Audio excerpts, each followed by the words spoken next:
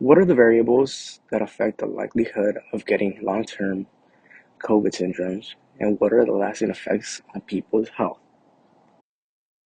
This graph, or figure 4, showcases the likelihood of developing long-term COVID syndrome based on age, sex, body mass index, smoking, high risk of comorbidity, pneumonia, the severity of the case, antiviral medication being taken, and steroids.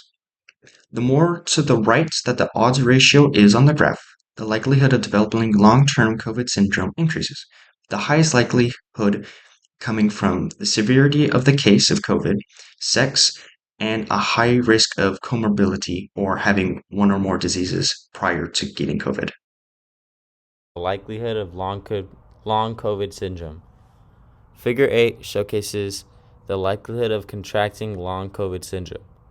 Parts of the graph are seen clearly to show big factors, such as the role of BMI, corticosteroids, and ICU admission. Those whose BMI is in the middle have a higher chance than those who are less in BMI and can contract LCS more easily. Those who are in ICU have higher odds to contract LCS, even if they are in the lower part of the spectrum. Lastly, corticosteroids or having more than one disease is evidently higher, considering that those who are in the middle of the spectrum have a big odd to contract LCS. The main data view is about a person's long-term COVID fatigue, how they felt before COVID-19 and how they feel now, and how COVID-19 affected their work. The graphs show that fatigue is either a non or a short-term feeling.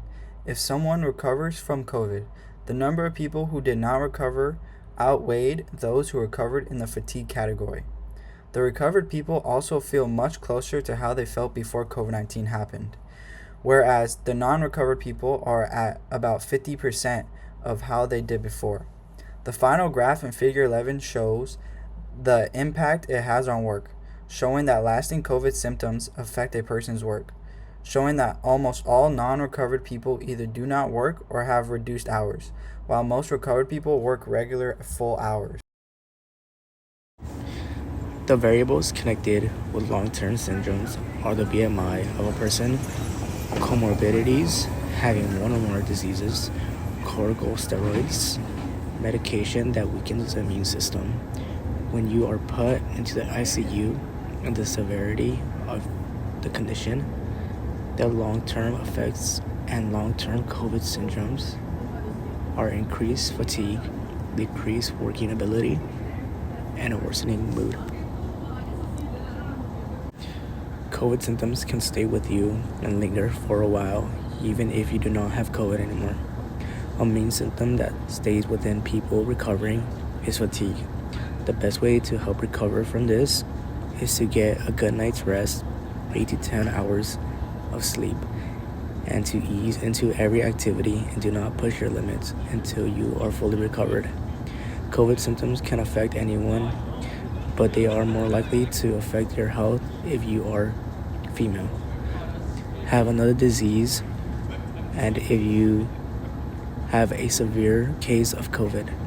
So keep your distance, wear masks, and stay safe.